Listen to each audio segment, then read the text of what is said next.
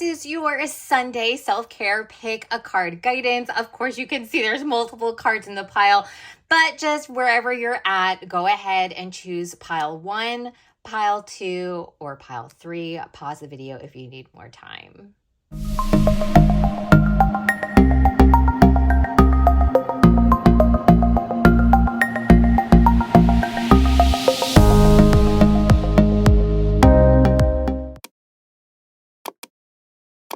If you chose a pile number 1, these are your cards. So your main message is you are living poetry. Yes.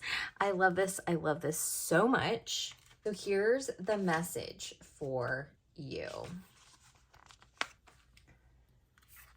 What is your personal brand of expression? Are you allowing it to shine through all the things that you think, do, and say? You are living poetry, and your unique rhythmic nature reflects a soul story, a resonance, and a signature of verses that is all your own. As the breathing, moving, changing expression of the divine, how are you showing up in your story? How you express yourself in the world allows your energetic light to shine fully or not. It's time to interact with your life in a way that reflects the most luminous parts of your nature. If part of your poetry has been hiding beneath the painful scars of a past memory, or if something is getting in the way of your full creative contribution, get curious about how those experiences, those past fears, worries, and guilt could actually help you to better understand your gifts and your ballad. Look at all of it, share it, transform it, and make your expression of self a prerequisite for what comes next. In the radiant poem of your life, it's who you are, and it's how you heal yourself and the world around you. So what is your story? What are you identifying with? Look at the scars and the successes. What can you do to weave these into the most beautiful story of your life?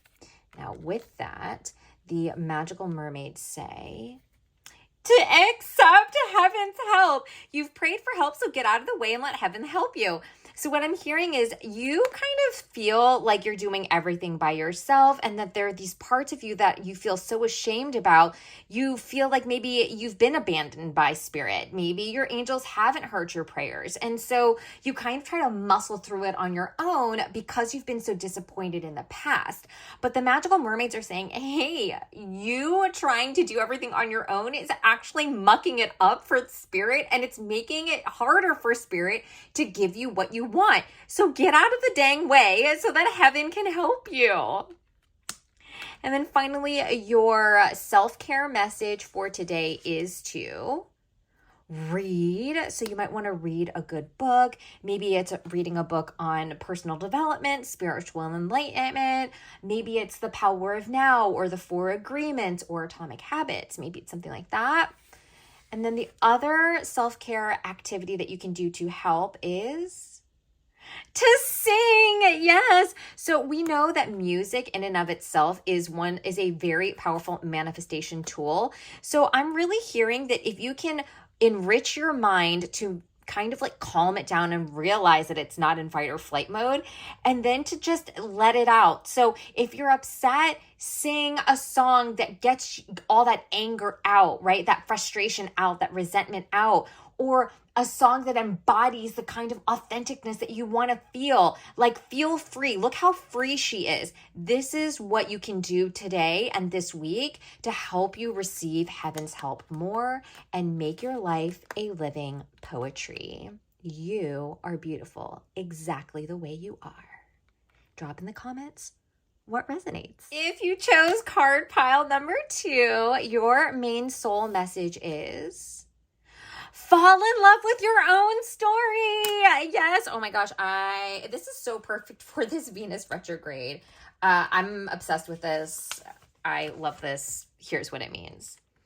Our stories have power. They shape our understanding of who we are and what we can do. And when we get them right and totally love our own story, magic happens. The story that has the most hold on your life is the one that you tell yourself every day. I'm going to repeat that louder for the people in the back.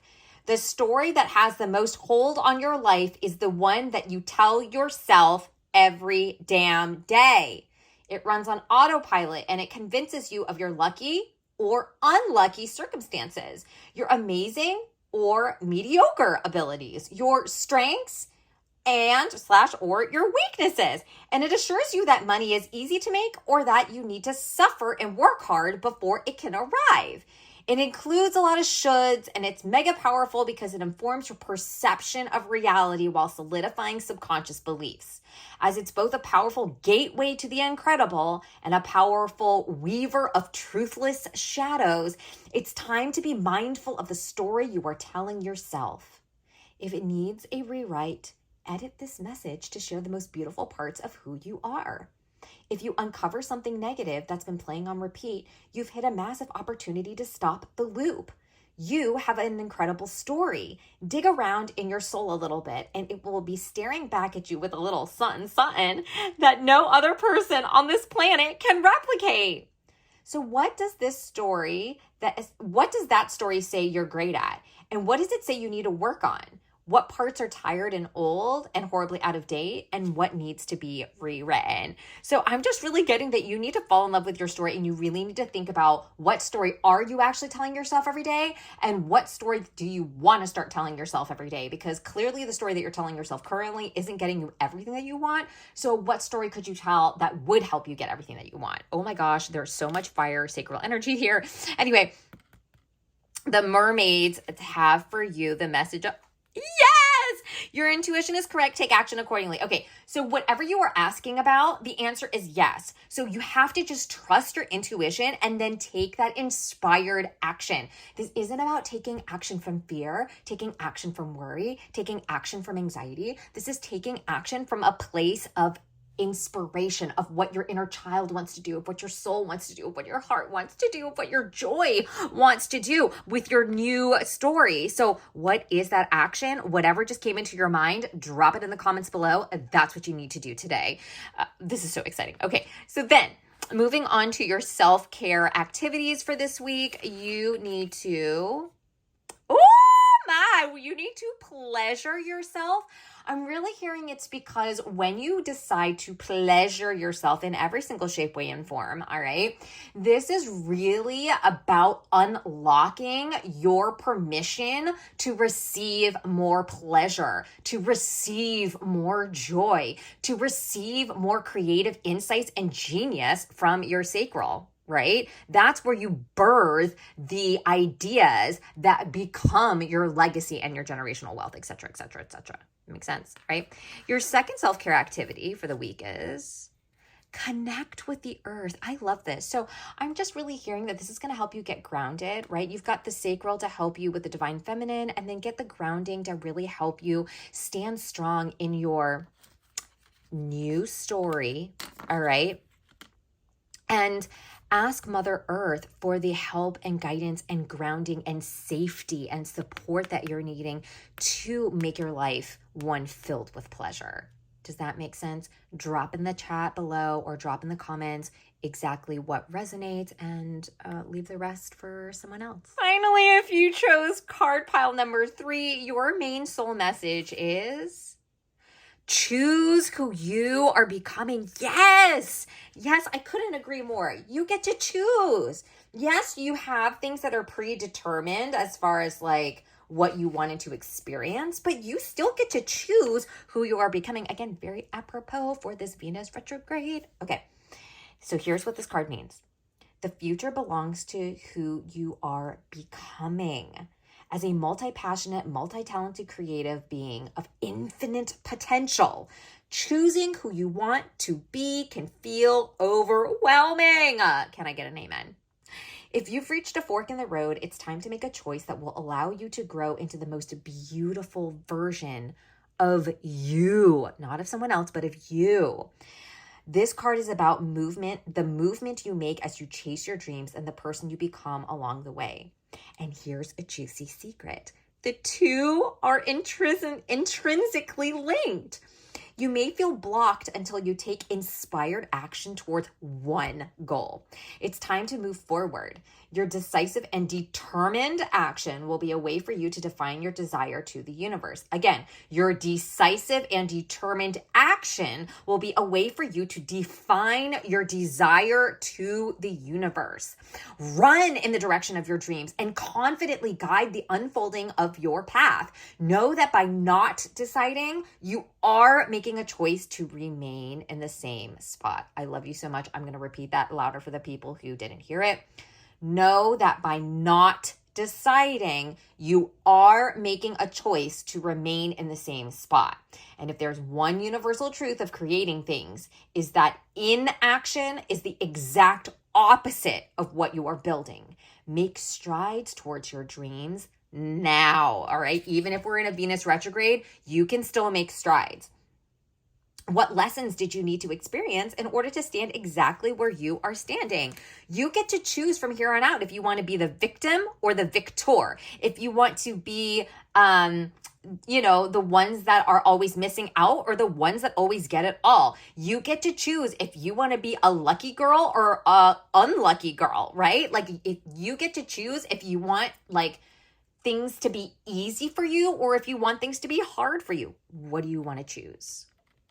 And the magical mermaids say, oh my God, yay! So a new dawn is approaching. The worst is now behind you, and positive new experiences on the horizon. So what I'm hearing is when you're choosing who you're becoming, you can actually leave the struggle behind and you can leave the suffering behind and you can leave the person who was enslaved behind.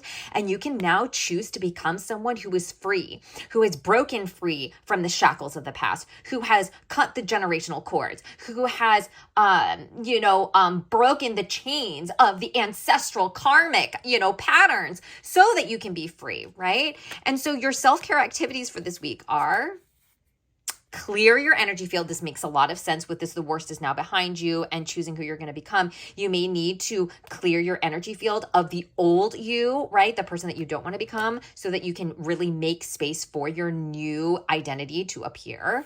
And then also, a sweet treat. So I'm really hearing to treat yourself, reward yourself. Just because you eat one little cupcake doesn't mean you're going to gain 500 pounds.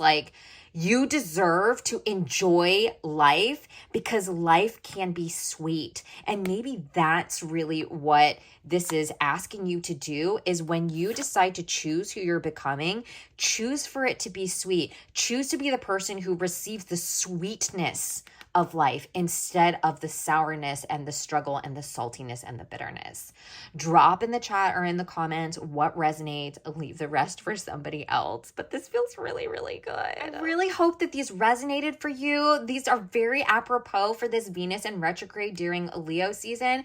But take this week to really embrace who you are, right? Falling in love with your stories, flaws and all, and then choose who you want to become moving forward. And if you want more help with this, come join me on my free 40-day challenge during this Venus retrograde to make over your soul so that you can have it all by the end of this 40 days. It's here on my YouTubes. I also have it on TikToks. You can just, subscribe or follow and you'll be updated when the newest exercises come about. I give you an exercise, affirmations, and an additional exercise if you're feeling, extra gumption, right? If you're one of the recovering perfectionists wanting to go at it full force. All right.